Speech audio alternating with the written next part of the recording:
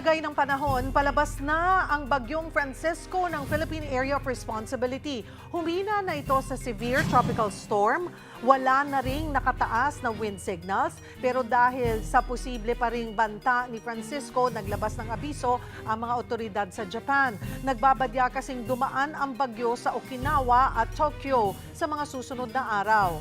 Bukod sa bagyong Francisco, isa pang minomonitor ang tropical storm na may international name na Higos sa silangan ng Eastern Luzon. Tatawagin itong Gardo pagpasok sa bansa, pero hindi nakikitang magla-landfall sa Pilipinas. Sa ngayon, habagat ang posibleng magdulot ng pag-ulan sa Zambales, Bataan at Pampanga, maging sa ilang lugar dito sa Metro Manila. Kinakailangan ang ulang ito lalo't malapit na sa 160-meter critical level ang Angat Dam sa Bulacan. Sa huling tala, bumaba pa kanina sa 162.94 meters ang level ng dam. Balita abroad, niyanig ng dalawang malakas na lindol ang Venezuela. Ayon sa United States Geological Survey, unang tumama ang magnitude 7.2 na lindol kagabi sa bayan ng Yumare. Sinundan ito ng magnitude 7.5 na lindol.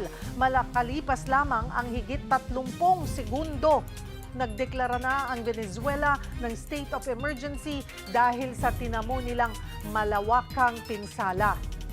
Samantala sa Europe, nakararanas ng tinatawag na Omega heat wave ang ilang bansa. Sa France, higit 40 na ang nasawi sa pagkalunod para lang maibsan ang init. Noong Martes na itala ang nasa 44 degrees Celsius na temperature sa ilang lugar sa Europa. Kaya sa Spain, kinansela muna ang mga bonfire tradition dahil sa banta ng wildfire. Sa sports, wagi sina Alex Ayala at American tennis icon Venus Williams sa round of 16 ng 2026 Bad Hamburg Open Doubles event. Magandang chemistry ang ipinakita ng dalawa para magwagi sa score na 6-3, 6-4. Dahil dito aabante sina Ayala at Williams sa quarterfinals. Makakalaban nila ang number 2 seed na sina Teresa Mihalikova ng Slovakia at Olivia Nichols ng United Kingdom. Sa iba pang balita sa pool sa CCTV, ang sleep paralysis na dinanas ng isang babae sa Cavite. Sabi naman ng eksperto, maaaring senyalis ito ng problema sa kalusugan.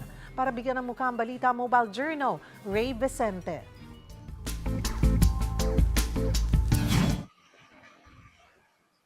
Nakaranas ka na ba ng ganito?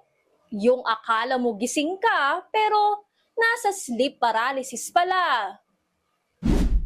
Kuha ito ng CCTV sa sala ng bahay ng kaibigan ng 30 anyos na si Will Jean. Sa pagod, nakatulog daw siya sa sala. Sa kanyang panaginip, bumigat ang kanyang pakiramdam at hindi siya makakilos. May nakikita raw siyang mga tao at humingi siya ng saklolo.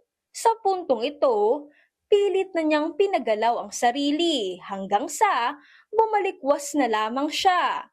Ganyan ang halos araw-araw na kalbaryo ni Will Jean sa loob ng 15 years. Kung nakikita mo sa paligid, iba-iba. Minsan kakilala mong tao, minsan po yung mga kamag-anak ko na yumao na, kakita ko ng tiyanak or kakaibang nilalang. Sa isip ko, sumisigaw ako or kumikilos ako, pero sa totoo pala, hindi ako gumagalaw at hindi rin bumubuka yung bibig ko.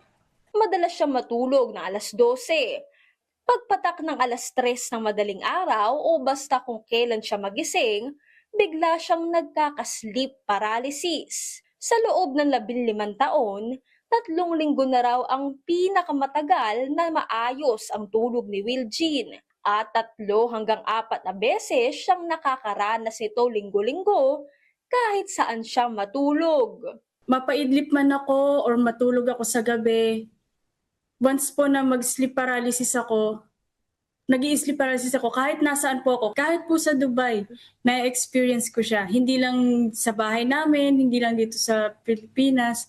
At ang pinaka nakakatakot niyang karanasan, Way back 2018, ito yung pinaka hindi ko nakakalimutan kasi that time, nakita ko po yung sarili ko na humiwalay sa katawan ko.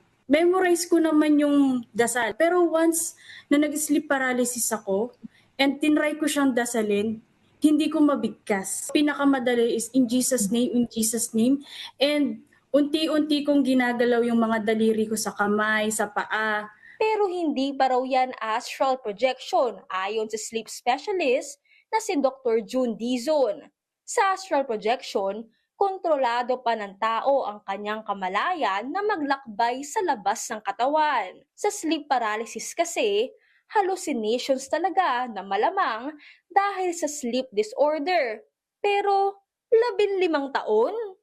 Pwedeng tumagal kasi yon ng 15 years kung irregular talaga yung sleeping habits. Yun yung mga triggers niya, yung irregular, yung oras ng tulog, saka yung gising, o kaya palaging nagpupuyat. O nagkakaroon ng temporary disconnection yung brain natin and yung body. Hindi naman daw ito mapanganib.